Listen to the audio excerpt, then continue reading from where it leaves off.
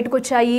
అయితే రామరాజ్యం అనే రాడికల్ సంస్థకు చెందిన వీర రాఘవరెడ్డి కూడా అతనిపై దాడి చేశారు. ఈ విషయం ఆల్రెడీ వీడియో కూడా చిత్రీకరించి వీడియోనైతే బయటకు వదిలారు. అయితే వీడియోలో అతన్ని హింసిస్తూ అతనిపై కొన్ని వ్యాఖ్యలు చేస్తూ కూడా, ఎందుకంటే అతన్ని కింద నేల మీద కూర్చోబెట్టి చేతులు కట్టుకుని అతనిపై కొన్ని వ్యాఖ్యలు చేస్తూ, నాకు సైన్యం కావాలి, చిలుకూరుకు వచ్చే భక్తుల్లో కూడా కొందరిని నా సైన్యంలో చేర్చంటూ కూడా వీర రాఘవరెడ్డి అటు రంగరాజన్ని బెదిరించారు. దీనికి సంబంధించిన విజువల్స్ కూడా మనం చూసాము. అయితే తన సైన్యంలో చేర్చాలని రంగరాజన్పై ఒత్తిడి తెచ్చారు. ఒత్తిడి తెస్తే దానికి రంగరాజన్ ఒప్పుకోకపోవడంతో అతన్ని కొట్టడం కూడా జరిగింది. అయితే దీనికి సంబంధించిన వీడియోని కూడా వాళ్ళు రికార్డ్ చేశారు. అయితే అతనిపై దాడి చేసేటప్పుడు వీడియో రికార్డ్ చేయకుండా అతన్ని కూర్చోబట్టి మాట్లాడేటప్పుడు మాత్రమే వీడియో రికార్డ్ చేసి నిందితులు తెలివిగా ఆ వీడియోను మాత్రమే బయటకు వదిలారు. అయితే ఈ ఘటన వీరరాఘవరెడ్డి ఎవరు, ఎక్కడి నుంచి వచ్చారు, ఎప్పటి నుంచి ఇదంతా చేస్తున్నారు అనేది కూడా ప్రస్తుతం పోలీసులు అతను అదుపులోకి తీసుకుని విచారిస్తున్నారు. అయితే ఇప్పటికీ ఘటనకు సంబంధించి కూడా కాంగ్రెస్ నేత రంజిత్ రెడ్డి అయితే దీనిపై స్పందించి రంగరాజన్ కలిశారు. ఇప్పుడు అతను మాట్లాడుతున్నారు. రంజిత్ రెడ్డి, లైవ్ చూద్దాం. పడాలి, ఎందుకంటే హిందూ ధర్మం కోసం పోరాడుతున్నటువంటి అర్చకులు, చాలా ప్రధాన అర్చకులు, చిలుకూరు గ్రామానికి, చిలుకూరు బాలాజీ టెంపుల్కి ఎంతో పేరు తీసుకురావడానికి ముఖ్య పాత్ర పోషించినటువంటి రంగరాజన్ పైన దాడిని ఎట్లా చూస్తారు? చాలా విషయం ఖండించవలసింది. చాలా అతనికి చాలా పెద్దగా శిక్షించవాలని కోరుచున్నాం. మీరు ఇక్కడే ఉంటారు? మేము ఇక్కడ ఉంటాం, అజీజ్ నగర్ ఉంటాం. ఎట్లా తెలుసుకొని వచ్చారు? తెలుసుకొని వచ్చినాం, రంజిత్ అని వస్తుంటే వచ్చినాం. అయితే చాలా మంది కూడా ఇంటి దగ్గరికి అభిమానులు కావచ్చు, ఆయనని అభిమానించే కొంతమంది గ్రామస్తులు అందరూ కూడా విషయం తెలుసుకొని ఎందుకు దాడి జరిగిన కారణాలు ఏంటి, వాటికి సంబంధించిన వివరాలు అడిగి తెలుసుకుంటున్నారు, పరామర్శిస్తున్నారు. ఎందుకంటే శుక్రవారం రోజు ఈ ఘటన జరిగింది, కానీ ఆలస్యంగా వెలుగులోకి రావడం జరిగింది. నిన్న పోలీసులు వీరరాఘవరెడ్డిని అరెస్ట్ చేసి రిమాండ్కు తరలించిన తర్వాతే విషయం బయటికి రావడం జరిగిందని చెప్పేసి కూడా గ్రామస్తులు కూడా చెప్తున్నారు. టీవీలో చూసిన తర్వాతే మాకు ఈ విషయం తెలిసింది.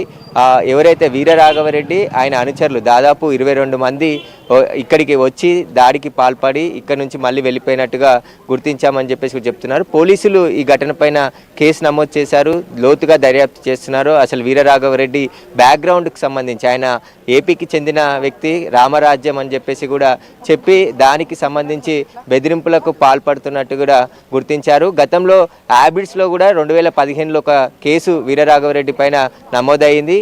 4 ఏళ్ల నుంచి ఒక యూట్యూబ్ వెబ్సైట్ స్టార్ట్ చేసి అందులో ఎవరైతే రామరాజ్యంలో చేరితే వారికి నెల జీతాలు కూడా ఇస్తాను అని చెప్పేసి కూడా ప్రచారం చేస్తున్నట్టు తెలిసింది. ముఖ్యంగా రంగరాజన్ దగ్గరికి వచ్చి తాను చెప్పిన విధంగా, ఎందుకంటే చిలుకూరు బాలాజీ టెంపుల్కి శనివారము, ఆదివారము, శుక్రవారము పెద్ద ఎత్తున వేల సంఖ్యలో భక్తులు వస్తుంటారు. అందులో కొంతమందిని సెలెక్ట్ చేసి రామరాజ్యంకి అందించాలని చెప్పేసి కూడా రంగరాజన్పై ఒత్తిడి తీసుకొచ్చినట్టు తెలిసింది. దానికి నిరాకరించడంతోనే రంగరాజన్పై దాడికి పాల్పడి, నేను చెప్పిన మాట నువ్వు వినవా అంటూ కూడా ఆయన అనుచరులని చుట్టూ మోహరించి రంగరాజన్పై దాడికి పాల్పడ్డట్టు కూడా పోలీసులకు ఫిర్యాదులో పేర్కొనడం జరిగింది. ఆ ఫిర్యాదు ఆధారంగానే పోలీసులు దర్యాప్తు చేస్తున్నారు.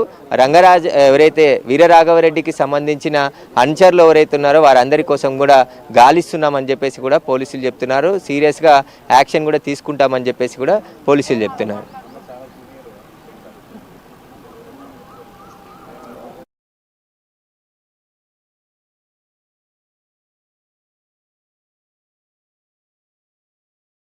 విషయాలు నేను తర్వాత వెల్లడిస్తాను, ప్రస్తుతం నేను ఏమీ మాట్లాడలేను, నేను క్షేమంగానే ఉన్నానని చెప్పి ఇక్కడికి వచ్చే వారందరితో కూడా మాట్లాడి చెప్పడం జరుగుతుంది. దాడి చేసిన వారిని చట్టపరంగా పోలీసులు అరెస్ట్ చేసి చర్యలు తీసుకుంటారు. వారు కోర్టు పరిధిలో కేసు వెళ్తుంది కాబట్టి ఈ సమయంలో నేను మాట్లాడను.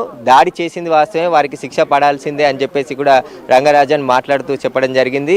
గ్రామస్తులు కూడా ఈరోజు పెద్ద ఎత్తున తెలుసుకొని ఇంటి దగ్గర పెద్ద ఎత్తున ఇక్కడికి రావడం జరిగింది. మరికొంతమంది కూడా ఇక్కడికి రంగరాజన్ని పరామర్శించడానికి వచ్చి అసలు ఏ విధంగా దాడి జరిగిందనే వివరాలన్నీ కూడా తెలుసుకునే ప్రయత్నం చేస్తున్నారు. పోలీసులు కూడా ఇక్కడ పికెట్ ఏర్పాటు చేసి పూర్తిగా ఏర్పాటు చేయడం జరిగింది. చెప్పండి, ఎట్లా చూస్తారు ఈ దాడి ఘటన? అందరికి నమస్తే. మొన్న వీరరాఘవరెడ్డి లేదా రామరాజ్యం ఒక సంస్థను ఏర్పాటు చేసి ఒక బ్రాహ్మణుని మీద, చిలుకూరు బాలాజీ టెంపుల్ అంటే ఈ ప్రపంచంలోనే, అదేవిధంగా తెలంగాణ, ఆంధ్ర రాష్ట్రం చాలామంది భక్తులు ఉన్నారు. ఈ యొక్క పంతుల మీద వచ్చే విధంగా హేయమైన దాడి చేసి వారిని బెదిరించడం అయితే తప్పని చెప్తా ఉన్నా. మీకు హిందుత్వమే మీకు ఆరాధ్య దైవం అయితే హిందుత్వం పైన అనేక కార్యక్రమాలు చేయొచ్చు. మేము కూడా హిందూవాదం, మేము కూడా హిందుత్వం కోసం పనిచేస్తాం. మొన్న ఇదే చిలుకూరు బాలా టెంపుల్ దగ్గర ఒక మసీద్ కడుతుంటే మసీద్ గురించి మాట్లాడే వ్యక్తి ఎవరంటే అది సౌందరరాజన్ గారు. కాబట్టి నేను హిందూ రామరాజ్యం అనేది ఒక శాంతియుతంగా పనిచేస్తే బాగుంటుంది. ఈ విధంగా హింస ఒక వ్యక్తి పైన వచ్చి ఇట్లా హింస చేస్తున్నది ఇది సబాబు కాదు.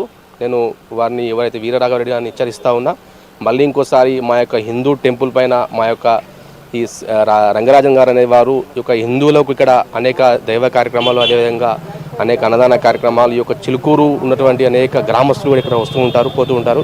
కాబట్టి ఇటువంటి చర్యలు చేస్తే ఏంటంటే భక్తులకు కొంచెం అడ్డుగా ఉంటుంది. మరొకసారి వారు ఇచ్చేస్తున్నాం. అయితే వీరరాఘవరెడ్డి హిందువు అని చెప్తున్నాడు, కానీ హిందువులనే టార్గెట్ చేసి ఎందుకు దాడి చేస్తున్నాడు? నేను వీరరాఘవరెడ్డి హిందూ అయితే హిందూ కార్యక్రమాలు చేసుకోమని చెప్పొద్దట్లేదు, కానీ ఈ విధంగా హింసాత్మక కార్యక్రమాలు చేయొద్దు.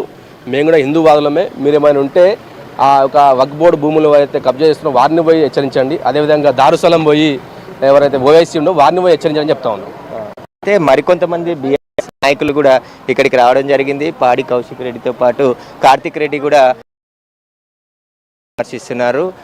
దాడి ఎలా జరిగింది, వాటికి సంబంధించిన వివరాలన్నీ కూడా అడిగి తెలుసుకునేందుకు లోపలికి వెళ్తున్నారు. అయితే ఉదయం నుంచి కూడా చాలామంది రంగరాజన్ ఎప్పటి నుంచో చిలుకూరు బాలాజీ టెంపుల్లో సేవలు చేస్తున్నారు. ఇక్కడ హుండీ ఉండదు, ఎవరు కూడా హుండీలో డబ్బులు వేయదు, ప్రదక్షిణలు చేస్తే చాలు ఇక్కడ కోరిన కోరికలు తీరుతాయంటూ కూడా అనేక సంవత్సరాల నుంచి ప్రచారంలో ఉంది. పెద్ద ఎత్తున భక్తులు కూడా ఇక్కడికి మొక్కులు మొక్కుకోవడానికి వస్తూ ఉంటారు. అందరూ కూడా ఎంతో ఆరాధ్యంగా భావించే చిలుకూరి బాలాజీ టెంపుల్ ప్రధాన అర్చకుడికి ఇలాంటి దాడి జరగడం ఏమైనా చర్య అని చెప్పేసి కూడా భక్తులైతే తీవ్రంగా ఖండిస్తున్నారు.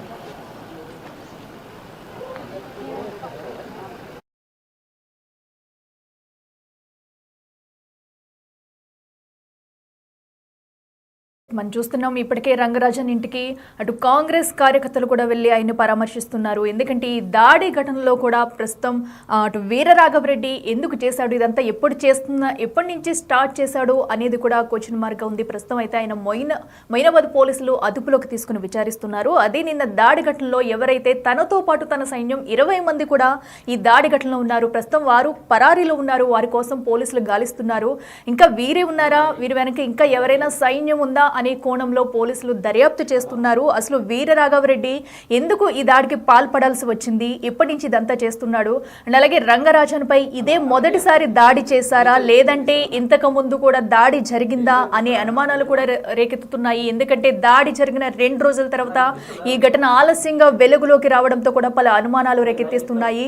సో మనం వీడియోలో చూడొచ్చు. ఎందుకంటే రంగరాజన్ని ఏ విధంగా బెదిరించి వాళ్ళు కింద కూర్చోబెట్టి ఏ విధంగా వార్నింగ్ ఇస్తున్నారు అనేది కూడా, నాకు నీ సైన్యం కావాలి, నేను సైన్యం తయారు చేసుకోవాలి, దానికి సంబంధించి కూడా చిలుకూరుకు వచ్చే భక్తుల్లో కొంతమందిని నా సైన్యంలో చేర్చు అంటూ కూడా అటు వీరరాఘవరెడ్డి అయితే ఒక వార్నింగ్ ఇస్తున్నారు. దానికి ఒప్పుకోకపోవడంతో రంగరాజన్ పై ముందు దాడికి